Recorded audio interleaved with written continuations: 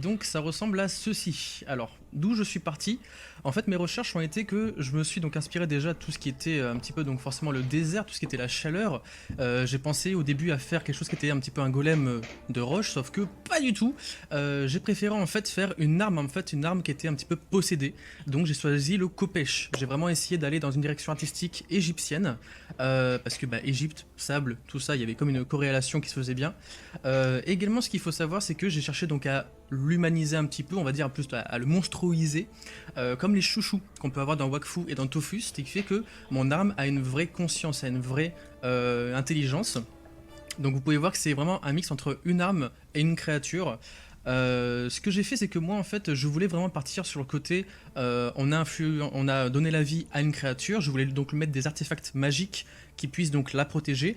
Je suis vraiment allé chercher dans les symboles égyptiens, donc entre l'œil de rat et l'œil de russe, par rapport à tout ce que c'est symbolisé par rapport au soleil, par rapport à la lune, donc tout ce qui peut être les protections, les guérisons, tout ce qui est donc par rapport à la chaleur aussi. Et à un moment donné, on m'a dit, mais comment elle fait pour se déplacer? Alors vous remarquerez que mine de rien, je vais donner une forme de kopech, mais aussi ça a un petit peu une tête de serpent. Donc on peut imaginer qu'elle peut se mouvoir, mais je me disais qu'on pourrait faire quelque chose de beaucoup plus cool. Et donc tout à l'heure, je donnais un indice, j'ai dit, pensez à Zelda. Et bien tout simplement, elle a une main spectrale, avec en plus un symbole de langue, ou de lac, je sais plus comment on dit, de langue juste ici. Donc vraiment, elle peut se mouvoir comme elle veut, elle peut saisir des objets ou saisir des ennemis, ce qui fait qu'elle peut très bien, par exemple, enlever des équipements à d'autres participants. Mais donc c'est une créature qui peut également s'enfouir dans le sol, comme les serpents le font, donc eh bien, justement, lorsqu'il fait chaud ou froid. Également, ces petites dents peuvent, si c'est accepté par le jury, eh bien, tout simplement aspirer également la vie de ses ennemis. Voilà.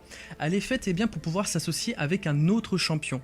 Donc si jamais un champion, de par hasard, eh bien, tombe sur ma créature, peut-être qu'ils pourront s'associer.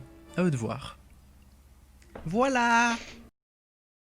Je vais laisser la parole au jury pour poser des questions. Je vais déjà commencer moi avec les events. Clairement pour la tempête de sable, je vois pas qu'est-ce qui pourrait perturber ton épée, vu qu'a priori le métal, voilà, à part éventuellement rouille un peu, mais il est... Regarde un tape dans l'œil. Bah, bien Non, non, vu. non, non, il y a des paupières, il y a Mais des paupières, de toute façon, il y a des paupières. il pourrait se réfugier dans le On va sol, donc présenter. il pourrait de toute façon se réfugier dans le sol, donc il n'y a aucun souci. C'est Par ça. rapport à ça, par rapport au djinn, bah, c'est l'indice que tu avais eu, et j'imagine que Mm, tu avais compris qu'il y avait un côté magique par rapport à ça. En c'est tout ça. cas, t'es parti sur des symboles magiques de défense. Moi-même, dans les recherches historiques que j'ai fait par rapport au djinn, je sais que ces symboles-là étaient utilisés entre autres pour repousser ces créatures démoniaques à cette époque. Donc c'est tout à fait validé pour moi. C'est même voilà, exactement ce que j'espérais comme type de défense. Pour la nuit, pour le coup, ben, pareil, si tu fais... T'as une épée, je vois pas qu'est-ce qui pourrait te poser problème par rapport à la nuit, donc pour moi les trois events sont validés. Bah surtout qu'en plus, il y a un truc particulier, c'est que quand tu m'as donné l'indice, donc par rapport au jean, moi j'ai surtout pensé aussi au temps. En fait, j'avais très peur de ça, c'est que l'indice, qui était donc la phrase, je ne sais plus combien d'années enfermée, enfin en gros la phrase du génie de la lampe, j'avais pensé aussi au temps qui passe. Donc j'avais pensé à plein de trucs différents, mais j'avais aussi pensé donc à un jean. Donc c'est pour ça que j'ai voulu à la fois faire des éléments qui pouvaient protéger entre guillemets peut-être du temps, mais aussi effectivement du jean contre les protections. Et également, je viens de penser à un truc que je n'ai pas dit, mais oui, je lui ai donné en fait des couleurs pour qu'elle essaie de se camoufler effectivement dans un désert. Je vais pas mettre un truc rouge, hein, je vais pas mettre un truc vert d'un coup. Effectivement, il y a des teintes qui sont quand même assez neutres, assez jaune-orange pour pouvoir s'enfouir dans le sol et puis saisir. C'est peut-être une question idiote, mais Hmm. du coup, ton épée, en fait, elle se déplace en sautillant avec la main ou elle se déplace comme un spectre, en fait Non, c'est-à-dire que en fait, ce qu'elle pourrait faire, c'est mettre sa main à l'envers et puis faire du, et puis en fait, t'aurais la lame comme ça, tu sais, en hauteur. C'est vrai que c'est très marrant. Voilà. Genre la chose de Famille Adams. Par exemple, en fait, soit tu vois, tu peux imaginer comme je. En fait, ce qu'on remarque, c'est que j'ai vraiment essayé de lui donner un aspect un petit peu cher. Alors, j'ai pas eu le temps de tout faire, mais je lui ai fait des petites veines, comme si Mm. vraiment elle pouvait un petit peu se mouvoir, donc un peu comme un serpent. Mais au cas où c'était pas suffisant, je me suis dit vraiment une main comme ça. Imagine, t'as un poteau. Bah, tu vois, il y a un poteau qui est là, à sa grippe ici d'un côté. Et en fait, si tu continues, tu vois que t'as le bras et ici t'as l'épée qui te regarde en mode What's up, bro? Comment ça va? Tu vois, comme ça, qui fait voilà. Donc j'ai vraiment pensé à Midona en fait. Midona, des fois, bah, elle se met sur sa main, elle s'assit sur sa main, et puis tu vois, elle est en l'air. C'est vraiment ça en fait que j'essaie de faire. D'accord. Et du coup, moi j'ai une question aussi, parce que je vois que tu as présenté des petites veines sur Oui. sur l'épée. Du coup, en quelle matière elle est? Alors elle, en fait, c'est mélange de chair et en fait, d'organique et de métallique. J'ai pas eu le temps, malheureusement, de vouloir faire. En fait, j'ai pas réussi par ZBrush à mettre l'effet métallisé ici. On peut pas mêler deux matériaux et le gris passait pas, donc je l'ai laissé avec le truc. Mais c'est un mélange des deux en fait. C'est vraiment comme les chouchous. Tu sais pas si c'est que du fer, tu sais pas si c'est que de la chair. Ok. C'est un petit mélange des deux. Mais voilà, c'est pour ça qu'ici, le manche, on le voit, il est grisé. Là, on a vraiment des dorures en or. Donc ouais, c'est un mélange des deux, ouais. Et puis, la partie un peu bizarre, magique. Alors oui, ceux qui font de la 3D ont remarqué que j'utilisais un truc de normal map. Mais ça fonctionne bien.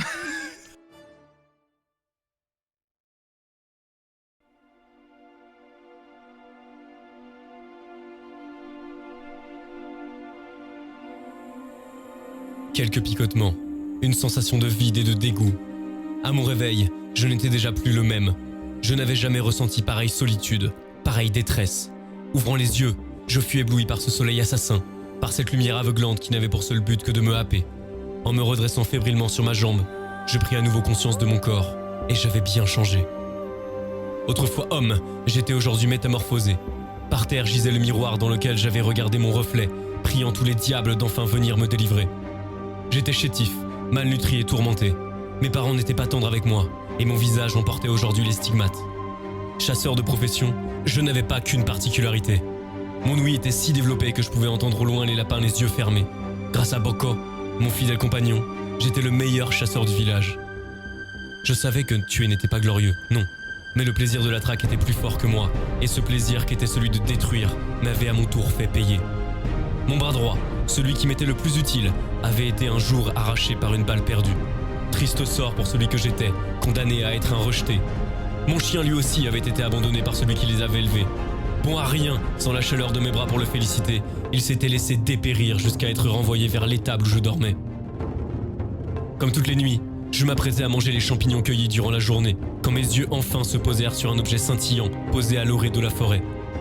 Autour de ce simple miroir à main était écrit « Saisis-toi de cet objet et observe ton reflet. Promets-toi de ne plus jamais échouer, et tu deviendras celui qu'au fond, tu as toujours été. » C'est là que ce flash avait obstrué ma vue, et mis fin à tout ce dont je pouvais me rappeler. J'étais là, gisant dans le sable d'un monde que je ne connaissais pas. Mon bras, auparavant estropié, arborait maintenant une couleur pleine de vitalité.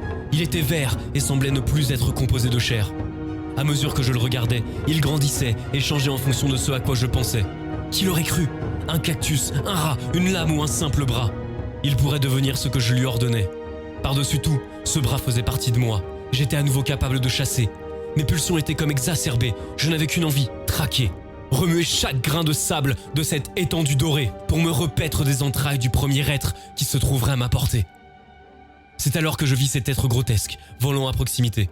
Prêt à le supprimer, mon bras changé en épée se stoppa net quand nos regards se croisèrent. « Boko, c'est bien toi !» Agitant ses petites ailes comme pour acquiescer, cet étrange mythe affublé d'un museau se mit à me lécher. Non loin de là, une immense épée. En me saisissant de son pommeau, une vague de souvenirs m'envahit. Sly, la brise du désert. Voilà qui j'étais vraiment, qui j'avais toujours été. Digne héritier de la lignée des chasseurs de pousses, j'étais en mesure d'apprivoiser tout organisme végétalisé, leur conférant pouvoir et capacité. À côté de cette arme centenaire étaient disséminés les bouts du miroir ainsi brisé. En me regardant, je vis tous les changements que cette étrange téléportation avait opérés. Si mes vêtements étaient toujours aussi délabrés, ceux d'un vagabond que la vie aurait répudié, mon visage avait lui bien changé. Le visage que j'arborais était celui d'une créature que je ne saurais nommer, dissimulée sous un foulard léger. La moitié de ma face était à nu, révélant celui qui, depuis tout petit, se cachait dans l'ombre de mon esprit. Mes oreilles, elles aussi, avaient changé. Ma tête était désormais affublée de 2 petites oreilles de fennec, comme si mon ouïe s'était encore développée. Agrippant mon épée, mon corps décolla du sol à une vitesse inégalée. Dans cet immense désert, le seul bruit que je pouvais distinguer était celui du danger qui inlassablement allait m'enlacer et du plaisir que j'allais ressentir à tous les étriper.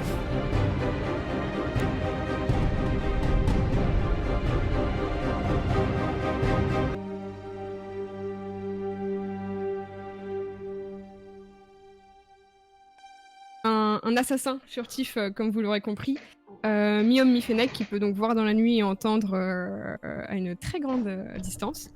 Son arme lui permet en fait plusieurs choses quand elle est sous différentes formes. Premièrement, donc arme à deux mains qu'il peut porter avec son seul bras qui lui confère beaucoup de force pour se défendre ou pour attaquer. Et sa seconde forme qui lui permet en fait de voler au-dessus du sable et du coup éviter certains obstacles et pourquoi pas même traverser les tempêtes. Et en troisième forme comme petite arme de poing ou arme un petit peu assassine. Et enfin, s'il a besoin d'attaquer à distance, il a à sa disposition plusieurs grenades en forme de pouce, des grenades explosives, fumigènes, incendiaires et puis aussi de soins. Et avec son fidèle compagnon Boka, du coup, ils peuvent, pourquoi pas, traverser même le froid et se protéger mutuellement de la nuit glaciale. Alors, pour le djinn, est-ce que tu as une protection magique? Est-ce que tu as quelque chose qui te permet de te défendre? Magique, non, mais du coup, au vu du caractère de mon personnage, j'irais l'attaquer. L'attaquer? Ok. A priori, vu la culture des djinns, sans révéler les failles d'un djinn, l'attaquer va plus l'énerver qu'autre chose, donc du coup, je te passe pas cet event. Ah, c'est une banane qu'elle a à la cuisse? Enfin, qu'il Oui, a à la cuisse? exactement, c'est le malus que j'ai eu de la part de Sève. Ouais, Sève Marchand. Ah, ok, d'accord. Oui, qui était un easter egg de banane. Voilà. Un bon Donc, easter egg, ça. La bonne Au banane. cas où, exactement, au cas où il a une petite fin. Oui, non, mais clairement. C'est la fameuse action de secours.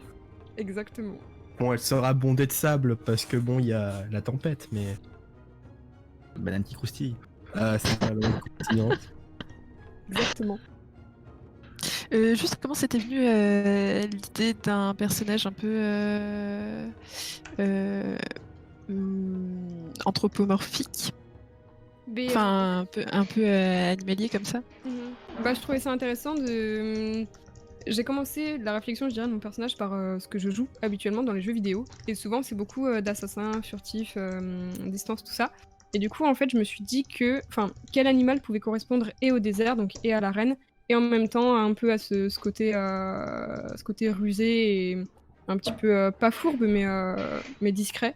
Et du coup, je trouvais que le fennec lui allait particulièrement bien, surtout avec du coup ses oreilles et sa vue qui lui offraient du coup d'autres capacités quoi, en plus. Donc je trouvais ça intéressant de faire un mi-homme, mi-animal qui en plus a une histoire un petit peu expliquée dans le lore de Baka. Bonjour, moi c'est Ishval. Alors, moi c'est une anime, puisque je suis animatrice dans la vie. Comme je sais pas vraiment faire de l'illu, je me suis dit que le mieux c'était encore de l'animer. Alors moi c'est un tigre. Très adapté à la vie dans le désert, n'est-ce pas? Aux nuits glaciales avec sa fourrure aussi. Je lui ai rajouté des petites lunettes, parce que voilà, le sable c'est mal, donc pour éviter que ça rentre dans les yeux, il a des lunettes. Son arme principale, c'est un espèce de pistolet Nerf qui balance du café bouillant. J'expliquerai la ref après, ne vous inquiétez pas. Café qu'il peut boire aussi dans le désert pour rester hydraté, on sait jamais. Il a une queue préhensible avec des lames au bout pour ajouter un petit peu de dangerosité, même s'il a des griffes, c'est un tigre, mais quand même. Et la ref, c'est une petite ref au salon, pour ceux qui connaissent. Pendant le premier confinement, il y avait eu une phrase de notre président qui disait que les artistes devaient enfourcher le tigre de la culture. C'est devenu un mème, le bois ton café, enfourche ton tigre. Donc c'était un gros big up au salon parce que c'est eux qui m'ont donné envie de me mettre à l'illustration. Et voilà, et si vous avez des questions, je suis là pour y répondre. Je vais essayer de faire vite parce que je sais qu'il reste beaucoup de gens à passer encore. Voilà. Je me demandais, c'était quoi les pics sur la queue? Est-ce que c'était un grappin ou c'était l'équivalent d'une massue Oui, c'est plus un grappin, oui. C'est tout à fait un grappin. Donc pour s'accrocher aux parois, etc. Exactement. Et aussi en moyen de défense, on sait jamais. Le djinn, clairement, je pense qu'il a aucune protection magique. Comment est-ce que tu réagirais par rapport à ça? Et également pour la tempête, comment est-ce que tu t'en défendrais? Bon, alors la tempête, je pense que le sable, ça peut être très vite dispersé avec du café, il n'y a pas à dire. Et je pense que la momie, vu que ses bandelettes sont faites de tissu, ça peut très vite... Non, c'est pour Ah, un jean. c'est un jean, ouais. c'est un Allez, jean. on va dire que c'est du tissu. Ça me semble café. Avec la gravité, ça va vite retomber. Ok. Ah non, du café. L'ennemi de tous les démons, le café. Bon, c'est faux. Maudit sois-tu et ton café divin. Du coup, les lunettes qu'il a, ça le. À quoi elles servent? Ah, c'est pour le protéger du sable dans les yeux. D'accord, donc clairement, ça fait déjà une bonne protection contre une tempête de sable, par exemple. Et comment il résiste aux grenades? Bah, en fait, tu sais, genre, il les dévie avec le grappin queue, tu vois. Ouais, avec un bon jet de café, attends, bien visé. Un bon jeu de café aussi, ça marche. Hein. Ça me va pour moi. Le champion que je propose pour cet Artogone, moi c'est un djinn, une djinn de foudre, qu'on a joliment nommé Tonic, donc littéralement la djinn Tonic, qui du coup peut se battre avec plusieurs atouts. Elle va avoir en premier lieu son fouet éclair, avec lequel elle va pouvoir attaquer à distance, mi-distance on va dire plutôt. Elle va pouvoir lancer des éclairs à l'aide de ces petites griffes électrifiées ici. Elle génère aussi des éclairs au niveau de ses cornes en mode coup de boule taser on va dire quoi. Donc c'est globalement ça, hein. C'est une djinn qui est capable de manipuler la foudre. Elle est crainte et respectée parmi les peuples du désert car c'est elle l'annonciatrice de l'orage annuel du désert techniquement. Hein. Donc à la fois les peuples la prient pour la faire venir mais doivent la respecter pour éviter de déclencher sa colère qui détruirait les villages à coup de foudre, littéralement quoi. Je pense que je suis bon au niveau presse. J'ai pas de voix off, j'ai pas de musique, j'ai rien du tout. Mais ouais, Gin Tonic, on l'a fait, voilà. Zuyen qui m'a envoyé le malus le plus pipou du monde, hein, littéralement, on va pas se mentir, qui m'a dit « J'aimerais bien que tu mettes une licorne sur ton dessin ». Donc on lui a fait un petit tatouage licorne. Donc j'espère Zou que ça te plaît. Et puis que ça remplit la condition, tout simplement. Moi, en termes du coup d'event, pour moi, un djinn est habitué à vivre dans ce genre de biome. A priori, en termes de tempête, de nuit, et même vis-à-vis d'autres djinns. Ça m'intéresse de savoir l'interaction que ton champion aurait avec le djinn du coup de sable. Comment est-ce qu'il va gérer ça, vu que ce sont deux entités magiques l'une et l'autre? Techniquement, la mienne c'est un djinn de foudre. Donc, comparé au djinn de sable, elle va lui imposer le respect par le simple fait que la foudre vitrifie le sable. Donc, voilà, par exemple, elle est au-dessus hiérarchiquement du djinn de sable. Ok, ça me va. Je laisse le jury poser les questions. Et du coup, on s'est pas mal demandé, enfin, il y a un élément de ton illustration qui nous a beaucoup posé question, c'est le bâtonnet. Est-ce que c'est un fouet de foudre C'est ça, on a appelé ça joliment le fouet éclair, parce que c'est un fouet d'éclair. On est très drôle par chez nous. Donc voilà, on voit ça. Voilà. Ça commence, le prénom du djinn. Voilà, alors pour la petite anecdote, j'ai fait voter les gens, on hésitait entre Grey et Tonic, parce que Djinn Grey sinon, et Djinn Tonic, et c'est tombé sur Tonic quoi. Alors, moi j'ai deux questions si elles sont rapides. Donc, d'abord, c'est des CD qu'elle a à la ceinture? Ouais, c'est des disques, ça faisait ceinture, c'est l'Orient Step, c'est l'Orient. Comment elle résiste aux grenades? Techniquement, elle les fait sauter, hein, elle va être relativement peu sensible aux explosions, c'est de l'électricité hein, comme Djinn, donc... Encore, franchement, je sais plus qui a parlé qui disait qu'il voulait faire un golem de rush, et qui a dit en fait j'ai pas fait ça. J'ai soufflé, j'étais en mode yes. Le seul truc qu'elle peut pas toucher. Ah, mais je vais par contre mettre quand même un un bémol, c'est ça. On a quand même dans les champions qui viennent d'être annoncés un champion qui s'est prémuni contre la magie des djinns. Et pour le coup, il avait un indice qui lui permettait de savoir qu'il y aurait une attaque de djinn. C'était justement en référence à une des répliques du génie de la lampe dans Aladdin, et du coup il a une protection absolue contre toutes les magies que tu peux lui balancer sur la figure. et donc c'est Dantego, pour le coup. Mais d'ailleurs, Dantego qui a lancé un appel aux alliances, donc vous pourriez tout à fait choisir de faire une alliance. Il a dit que le premier champion qui déciderait de s'allier à lui aurait l'alliance. Donc c'est la seule personne pour l'instant qui est vraiment protégée de toi. Donc C'est vrai. Ali, Et- t'es dans la merde. Mais il est protégé de moi pour la simple et bonne raison, Yanis, que Dantego, en fait, c'est mon allié. Bon, il le Donc, sait pas, il vient de le tu- savoir. est-ce que mais maintenant, c'est mon allié. tu décides par la présente de saisir l'épée de Dantego et de te lier spirituellement à lui? Alors, je vais même te dire mieux, parce que du coup, en saisissant l'épée de Dantego, moi, je peux l'enchanter, techniquement. C'est vrai. Et donc, lui fournir ma propre protection contre n'importe quoi qui pourrait faire du mal à une épée. D'accord, bah je valide du coup votre alliance vu que Dantego a fait un appel ouvert et que tu as répondu Voilà. à cet appel. Donc tu seras l'allié de Dantego pour cet octogone. C'est officialisé dans l'Ostropole.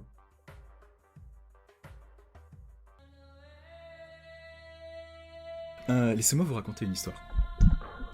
Car vous savez, le monde dans lequel on est plein de légendes. Et la première d'entre elles, en tout cas celle qu'on raconte aux plus petits, dans les tribus nomades, c'est l'arrivée du grand scorpion. En fait, il faut toujours trouver une petite histoire à raconter aux enfants, pour leur empêcher de faire des bêtises, les garder dans le droit chemin.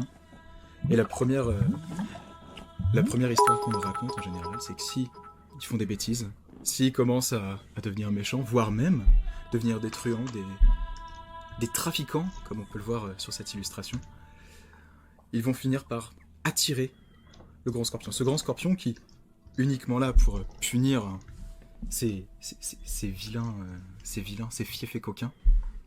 Et là, tel l'esprit de vengeance, tel la légende, tel le monstre qui fait peur sous le lit, sauf que là c'est pas sous le lit, c'est sous le sable. Il arrive, il sort du sable, immédiatement, attaque, attrape cette personne qui a décidé de s'opposer à la nature, de s'opposer au bien-être de son espace, le prend, l'emporte, l'éclate si besoin, parce qu'après tout on est quand même sur un scorpion plutôt violent, et l'emporte avec lui, ensuite repart, se cache sous le sable, et attend sa prochaine proie. On remarque tout simplement ici que déjà ce pauvre homme va finir, malgré sa défense, malgré sa tentative de défense vouée à l'échec, va quand même se devoir dans tous les cas libérer la pauvre petite chouquette qui est à cet endroit-là. Cette pauvre petite chouquette qui bave en plein milieu du désert sans espoir de retour. Ce pauvre bocal, des petites mythes dedans qui ont été piégées par ces vilains. Ce vilain méchant, ce vilain pas beau, comme on dit dans le milieu. Je dis oui. Bravo.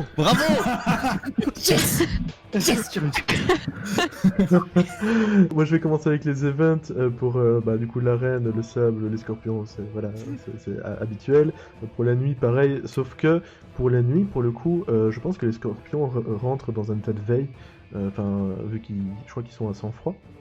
Donc je pense qu'ils sont beaucoup moins actifs durant la nuit, mais il peut, comme tu l'as dit, il peut rentrer dans le sable pour rester indétectable. Ce sera plus par rapport donc aux opposants qui sera un peu moins actif, on va dire, de nuit. Pour la tempête, c'est tout à fait validé. Pour le djinn, par contre, je pense pas que tu aies de défense. Comment est-ce que tu réagirais pour pouvoir te prémunir du djinn? J'ai pas spécialement de défense magique, mais encore une fois, je suis. Cette créature est plus un esprit vengeur de la nature, donc il a aucune raison de s'opposer au djinn, et le djinn n'a aucune raison d'aller le provoquer.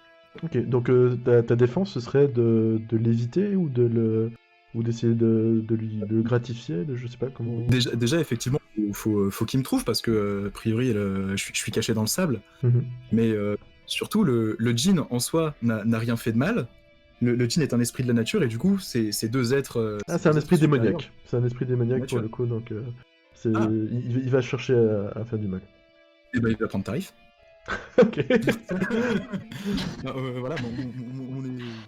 En tout cas. Pour l'aspect magique, si pour le ça coup. passe pas, je me battrai jusqu'à la mort. C'est à mon avis ce qui va se passer, c'est que tu vas te battre, mais c'est un esprit démoniaque magique. Et il y a encore une fois plusieurs options qui sont possibles. Le combat n'en est pas une. En tout cas, pas dans cet event-ci. Mais sinon, pour la tempête, pour la nuit, pour l'arène, j'ai aucun problème. Et je laisse le jury. Donc, tout est relatif aussi. Je laisse les questions du jury, du coup, pendant 2 minutes. Et on est un peu en retard, je suis désolé pour les gens qui pensaient que ça finirait à minuit. Est-ce que ton scorpion, il a un nom ou la légende, elle porte un nom? Alors, on l'appelle le Grand Scorpion, et il paraît que dans certains mondes contemporains, on l'appelle aussi The Rock. Non, c'est con. Non mais c'est con, c'est passé à ça parce que t'avais la chouquette, t'avais des trucs. et... Comme quoi ça tient à rien quoi. Moi j'ai entendu pouffer, c'est validé. Hein. Oh, aïe, aïe, aïe. Bon, que je pose ma question quand même parce que je l'ai posée à tout le monde, sauf un, mais du coup c'est Souris qui s'en est occupé. Comment il réagirait face à une grenade? Bah, je sais pas, t'as déjà vu une grenade de 10 mètres de haut? Ça se trouve. Parce que franchement, pour lui c'est un pétard mouillé quoi. Ça me va. Ok. Tu voulais partir sur une mécanique, du coup t'es parti juste sur un scorpion? Pourquoi? On va dire par intégrité artistique, en fait, j'avais vraiment envie de pousser au moins l'ambiance, et je pense que j'aurais pris beaucoup trop de temps à réfléchir les parties mécaniques et le design avant de réfléchir le polish de l'île. C'est une question intéressante du coup, parce que tu dis par intégrité artistique, tu as voulu travailler l'ambiance, tout ça. Je sais que c'est pas le cadre du concours, et je suis désolé pour le temps qui passe. Mais pourquoi avoir choisi d'illustrer toute une scène comme ça et pas entre guillemets avoir illustré le personnage simplement? Ben, ça reste aussi un défi perso en fait. On vient ici en défi créa et ça reste un défi amical. Du coup, bah voilà, le deuxième défi là-dedans, c'était aussi de réussir à poser, on va dire, un speed paysage comme ça. Et pour le coup, je suis plutôt content de ce que j'ai fait, donc je vais pas me plaindre. Tu peux, clairement. Bon, moi j'ai pas une présentation hyper fofolle et tout, donc je vais aller dans la sobriété. Je vous présente ici la mère des fouisseurs. Donc voilà, les fouisseurs, ce sont ces sortes de mélanges entre des pangolins et des porcs épiques. Des porcs épiques, exactement. Vous pouvez la voir ici. Je vais essayer de zoomer un petit peu sur mon dessin pour vous montrer les détails, ce sera mieux. Tac, tac, tac, tac. Donc vous pouvez la voir ici. Elle, c'est la mère, elle est sur sa couvée. Il y a quelques petits œufs. Vous remarquez qu'il y a pas mal de petites poches en fait avec des œufs par-ci par-là. C'est dans le réseau de galeries à tout moment. Elle pond une couvée et elle creuse un peu plus loin, elle va ailleurs. Et donc ils sont nocturnes. La nuit, les petits pangolins épiques. Ils sortent, ils creusent, ils peuvent creuser dans le sable, ils peuvent creuser dans la roche. Vous voyez qu'ils ont des petites ailes un petit peu comme des écureuils volants pour planer. Ils se promènent et ils font des actions de sabotage de groupe. En fait, c'est un combat de survie pour eux. Ils sont absolument pas dans le délire d'essayer d'affronter directement les gens. C'est pas du combat frontal. C'est du... ils sont là et ils pillent les ressources. Ils détruisent le matériel. Il y a quelqu'un qui dort, ils peuvent l'attaquer. Donc voilà, un petit peu dans ce délire-là. Comme vous le voyez, donc nocturne. Ils sortent la nuit parce que la nuit, c'est très très bien. Qu'est-ce que je peux... Ah si, bien sûr, les pièges. Oups. Et je sors de mon écran. Les pièges, tac tac tac. Vous voyez la bave là de pangolin? Et ben cette bave là, c'est un truc extrêmement corrosif. Et vous remarquez qu'il y a plusieurs poches là, c'est des pièges pour les autres petites bébêtes qui aimeraient creuser. Qui se diraient tiens, dans la terre on va trouver des petits pangolins épiques et on va les attaquer. Donc voilà, il y a toutes ces petites poches d'acide à l'intérieur et on remarque les squelettes de quelques victimes. Je crois que les bases sont là. Ah oui, non, et très important, la vision nocturne et la vision de ruche. La mère des pangolins, vous voyez, avec ses petits yeux rigolos. Elle communique avec tout le monde. Vous voyez ici les petits yeux des pangolins qui brillent de la même couleur. En fait, c'est elle qui leur indique comment penser. C'est elle qui leur affiche, enfin, qui les coordonne. Et vous voyez dans son petit regard qu'elle voit tout ce qu'il voit aussi. Donc elle a parfaitement conscience de l'extérieur alors qu'elle est à l'intérieur. Tac, tac, tac, ici. Et je suis désolée pour la galère de vous expliquer, en fait. J'ai beaucoup de mal avec mon image parce que mon Streamlabs, il a galéré maintenant. Donc j'arrête pas de zoomer, dézoomer, essayer de naviguer sur mon image, je fais de mon mieux. S'il y a des trucs que vous avez pas bien vus, n'hésitez pas à me demander, je réexplique. Je crois que c'est bon pour la présentation. La première question du coup que je vais te poser, c'est toujours par rapport aux events, vu que c'est mon rayon. Comment est-ce que tu vas gérer le djinn? Comment est-ce que je vais gérer le djinn? Je vais pas le gérer tout simplement. Je vais pas l'affronter, je vais aller sous le sable. Si jamais il s'approche, on creuse plus loin, on se planque. On n'a pas à affronter ça, c'est pas notre ennemi. Ok, vous allez fuir en creusant au sol? Exactement, on va plus loin. Ok, étant donné que c'est une puissance démoniaque, je vais pas te la valider totalement, mais vu que c'est quand même un djinn de sable et qu'il va rester en surface, je t'accorde quand même un des 2 points. Et pour les autres, le fait, il est tout à fait correct par rapport à l'arène de pouvoir creuser dans le sable vu son design, donc c'est tout à fait validé pour la tempête, pour s'en embêter. Et la nuit, c'était l'indice que tu avais eu, je pense que tu avais compris du coup. Tout à fait. Vu que c'est une créature de nuit, c'est encore plus validé. Ah, et j'ai une question de Zuyen sur le chat qui te demande si tu veux annoncer une alliance avec lui. Ce sera validé. Je suis ok, de toute façon, mon truc fait tout avec une intelligence de mère fouisseuse, quoi. Ok, du coup je lance en tout cas la proposition d'alliance, et si Zhu la confirme, elle sera validée. Et je laisse la place au jury pour les questions. Moi j'aurais une question, mais il y aura peut-être d'autres avant. Yep, Non, vas-y. Non, vas-y. Voilà. Je pense que tout le monde sait quelle question je vais poser de toute façon. La grenade. Voilà. Ça me paraît essentiel quand même. S'il y a une grenade, tout simplement, moi je suis sous la terre en fait. C'est-à-dire que des petits pangolins épiques qui se font tuer avec une grenade, ils meurent. Il y a des œufs partout, elle en pond d'autres. Ok. D'accord. Parce que du coup, elle sort jamais de terre. Non, elle pond. Elle pond et un contrôle la couvée. Et on peut lancer une grenade dans un terrier pour qu'elle s'arrive jusqu'à elle ou... On peut essayer, mais ça va être compliqué. Tu vois un peu le chemin que la grenade doit faire pour arriver jusqu'à elle.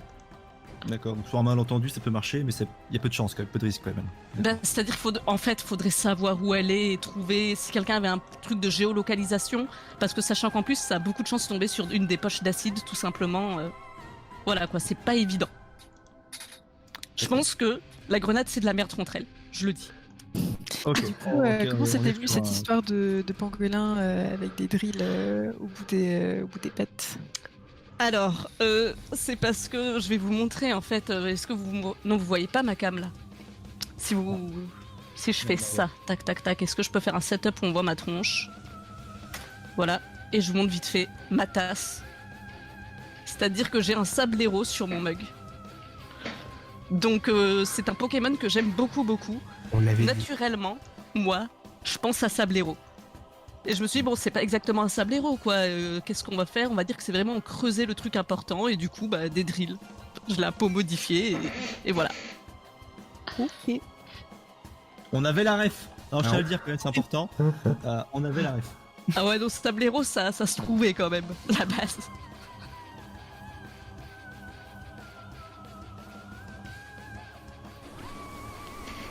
Bonsoir à tous. Bonsoir, ici Zousparrow, je vais vous mettre une petite musique d'ambiance. Voilà, bonsoir à tous, bonsoir. Je suis accompagné de Will, mon acolyte. Will, l'âme de mon cœur, avec son magnifique petit nœud papillon. S'il vous plaît. Je sais pas si je suis démute dans le Discord ou pas. J'espère que oui, j'espère que tout va bien. J'espère que mon chat m'entend. Oui. Bonsoir à tous. Donc, je vais vous présenter le magnifique petit dessin. S'il vous plaît. Mon armée.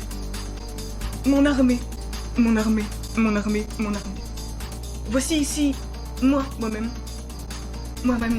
Zousparrow, représenté ici avec la boussole évidemment qui indique toujours soit les pattes, soit Will de temps en temps, avec mon champion, ma magnificence, ce petit tardigrade, licorne, qui transporte évidemment Will, l'âme de mon cœur avec lui.